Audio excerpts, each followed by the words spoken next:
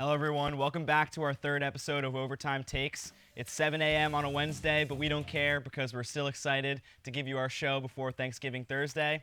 We've got some interesting news and great games to share, and of course, fantasy boom and bust. So, Anthony, let's get right into it. Speaking of Thanksgiving, my gift for Thanksgiving was that the Steelers fired Matt Canada, and it finally happened. I don't think there's ever been a coordinator firing this big because, everyone wanted this guy out. Yeah. Fans of other teams wanted this guy out. I mean, you had them chanting in the ridiculous. stadiums for him to be gone.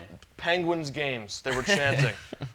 There was in Utah at NFL or college game day with Pat McAfee, they were chanting. It was ridiculous. They were ranked like 28th in.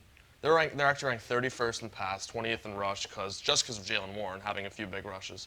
But this guy ran the same 7 plays. I've watched every game this year. He ran the same 7 plays every game.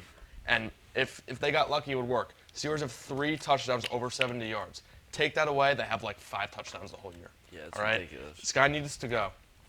He needed to go very badly. He was there for too long. Yeah. It sucks. He's a good guy, but, their offense was horrible. But now Kenny Pickett needs to step it up.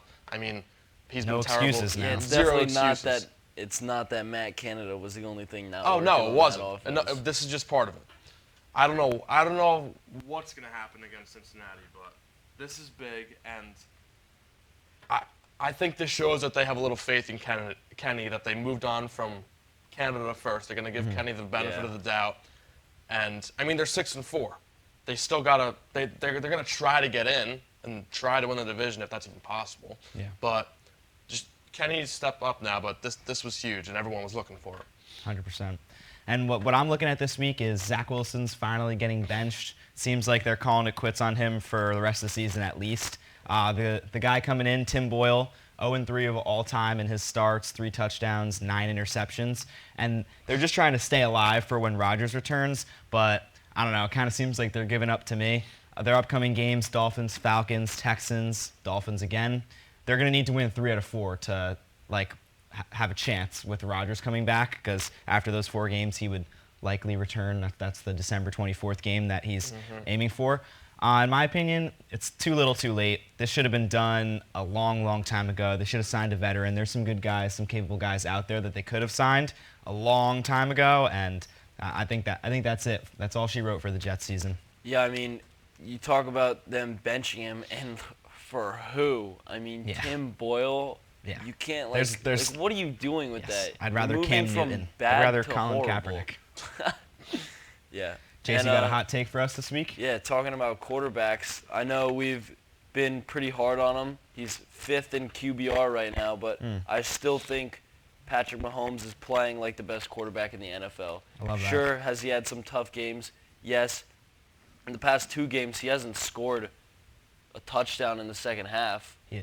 They have And- 1 fourth-quarter touchdown this But season. you look at it, his team, his receiver core is leading the league in drops by 5. Oh yeah. Wow. 26 drops, and it's not just like silly drops like on a 3rd down, like, oh, we'll get it next time. It's Crucial. the one that hit his hands, pick 6 for the Lions. That's a game changer. Yep. The one on the Eagles, that's a game changer. They could Several. in the possibly offense. be 9-1 right now, beating the Eagles if this guy had receivers that could catch. 100%. Obviously, stats-wise, he's not on par with the Mahomes we know, but you see the way the announcers talk about him every single play. He's still just as special. Like a guy like Allen, like his problems seem to be more severe, where like Tony Romo is always, every time he's throwing, he's like, oh, be safe with the ball, be safe with the ball. Tony Romo is always like trying to make him like hoping that he doesn't have any turnovers, but Mahomes is still that guy. So moving on to games this upcoming week, we've got another good one. Bills versus Eagles. Eagles are a 3-point favorite in this game, and I like my must-win games. It's a must-win game for Josh Allen and the Bills. They're 2 games back from the Dolphins right now. They're 6-5, and they're out of the wild card spot behind the Steelers, which is just, who would have thought coming into the season. Josh Allen looks like his old self, and by old self, I do not mean a good version of Josh Allen. I mean 12 interceptions this season. But the Eagles do look beatable. You see this game against the Chiefs. I thought the Chiefs should have won by 3 scores. So I have the Bills winning this one 31-24.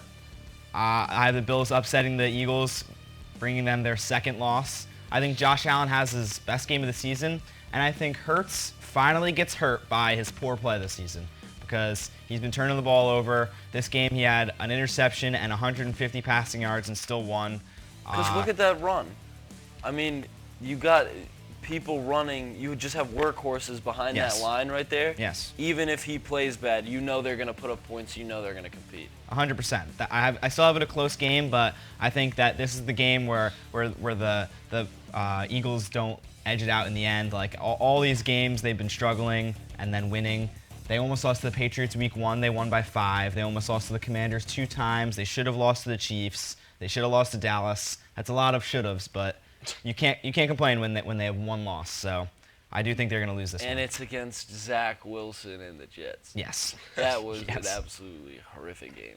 Yeah, I like that pick. It's an upset for sure because Philly's hot, and Buffalo just had a great win too. And I agree with you. I mean, I picked the Eagles to win, and I thought they should have lost by 3 scores. I mean, it was ridiculous. It was ridiculous. He got sacked every third.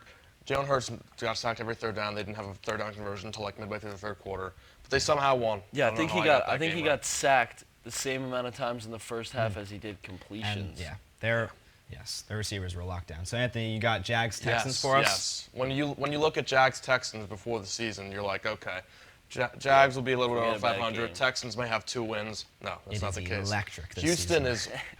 is they are legit, and I have them winning. Right? Yeah. I mean, they are so hot right now. Shroud is on fire. Tank Dell. Oh my on God. fire. Yeah. Even Schultz. Schultz looks good. Devin Love Singletary, their whole defense. They had some guy with like 18 tackles last week. Some guy I've never heard of. And they still got Will Anderson and Stingley, 2 studs. They beat Jacksonville 37-17 earlier in the season, and that was in Jacksonville. Now this is in Houston, and this place is going to be packed. Houston's never good, and they have an exciting rookie. The city is like it's on fire right now. Yeah, they're gonna get. They're hungry. Yeah, they're gonna get a similar aura around them that like the Lions are getting right now. Like the Lions are finally good, and their fans are going crazy. Yeah. I think Jacksonville's a better team, but Yeah. I mean, I'm giving them Houston the benefit of the doubt that they're home and they're hot, right? This would be a season sweep for Houston, which would be crazy. And if they win this game, I think they have a legit chance of winning that division and maybe even a playoff game. I mean, we've never seen this rookie quarterback play. Like, he looks really experienced, and that's the huge thing. He's got that dog in him. Yeah. You got him on a game-winning drive. He looks the same on that game-winning drive as he does on the opening drive. He's calm, cool, collected, and it's kind of the same look as Brock Purdy when Brock Purdy's in the game. Obviously, I think C.J. Stroud is much better, but it's just that like collected quarterback look that you think he could go out there and win any game. And I do have him winning too.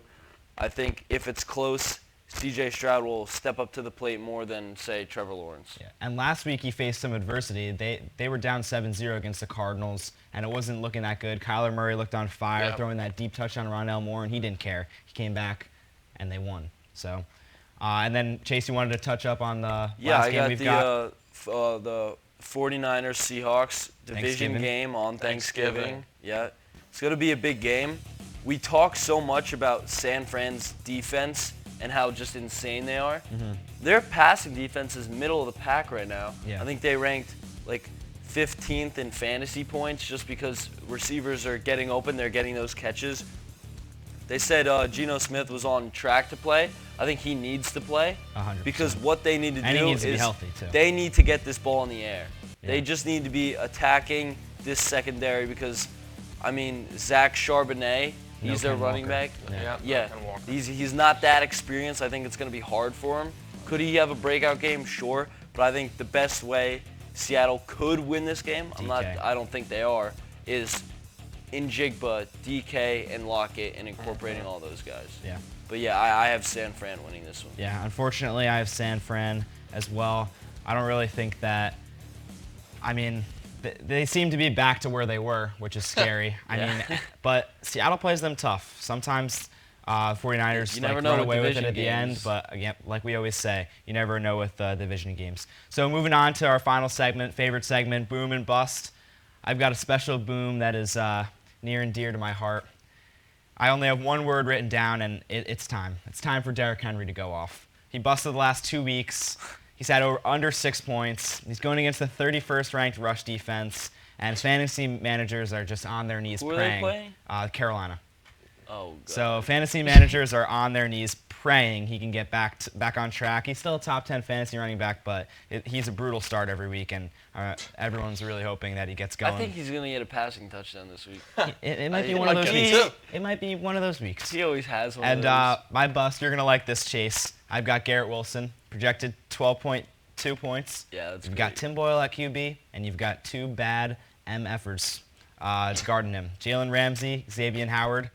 Xavier Jets Howard have no help. is like a shell of his former self these last 2 years. Yes, but yeah, I mean, I But think Jalen, they've only got one guy you need to stop. You're not gonna try to stop Alan Lazard. You're not gonna game plan against Alan Lazard and whoever else they've got. I think Garrett Wilson's gonna get clamped. And a note for fantasy managers trying to make the playoffs: I think you trade Garrett Wilson. I think you try to trade him to a team that has 7 or more wins. And if you're a team with 7 or more wins, you can stash this guy, pray that Aaron Rodgers comes back, and you'll have a really good fantasy player going down the road. Yeah. That's all for me. I love those picks. I told Zaiden this before we were recording. I picked Lamar Jackson, and then I was looking at my bus, and I was like, oh my God, Derrick Henry already has 20 points. I mean, I don't know where the game. I think the game's in Tennessee. It doesn't matter. He is so cold right now, and the Titans just need something. Like they need Levis to have confidence. I think he's gonna get like 2 touchdowns. He could get a passing touchdown. They could be at the 5-yard line, give it to him, and he throws it over. His runs are miserable. I mean, they just go for 1 to 3 yards every play. Screens, yeah, I love that. They just need to be creative. They need to be. I think that might be. Vrabel needs to be creative in getting in the ball. Yeah. My boom for the week is Lamar Jackson against the Chargers' piss-poor defense. Yes. I don't know if you guys saw this. I thought it was hilarious. I saw it on Instagram, Twitter. They lost to Green Bay, and this reporter asked Brandon Staley, are you still calling the defensive plays? And he said, you can stop asking that question. He is horrid. You could stop asking that question. He is horrid. I will be calling the plays, so you could stop asking that. They are ranked 32, and they are horrible. Yeah. They can't win games. I'm pretty sure the game's in LA. Don't quote me on that. But it doesn't matter because they don't have fans. And the Ravens are on fire on Sunday night in prime time. They don't have Mark Andrews, so he's going to be running more, right? Yeah.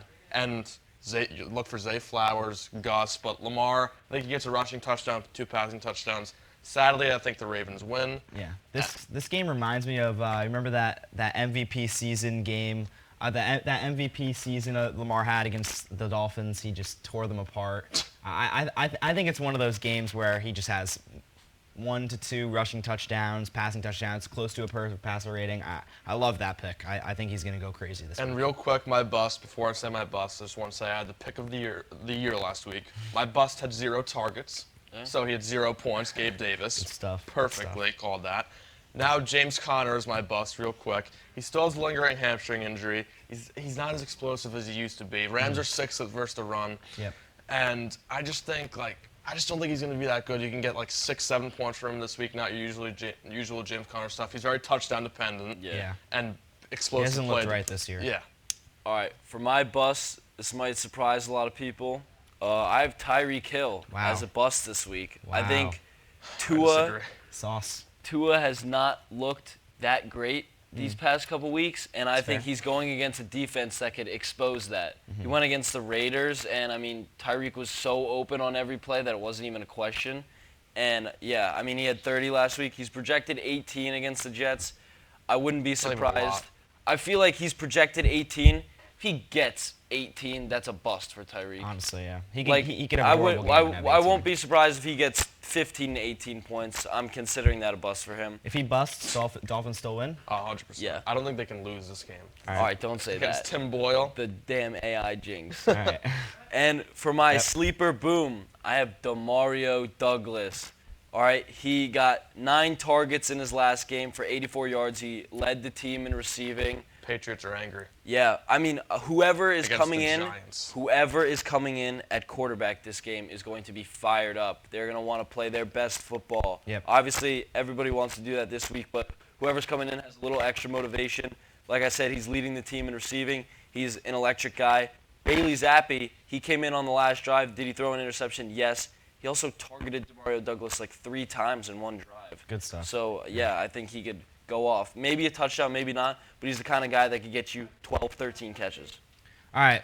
That's all we've got for you guys today. Thanks so much for listening. If you got any questions about your fantasy team, any hot takes, any overall feedback that you want to share with us, feel free to email us and look for that link in the bio. We'd love to hear from you guys and potentially incorporate you guys into the show. Like we said last week, have a great Thanksgiving, and we'll see you next week. Yes. Peace. Peace.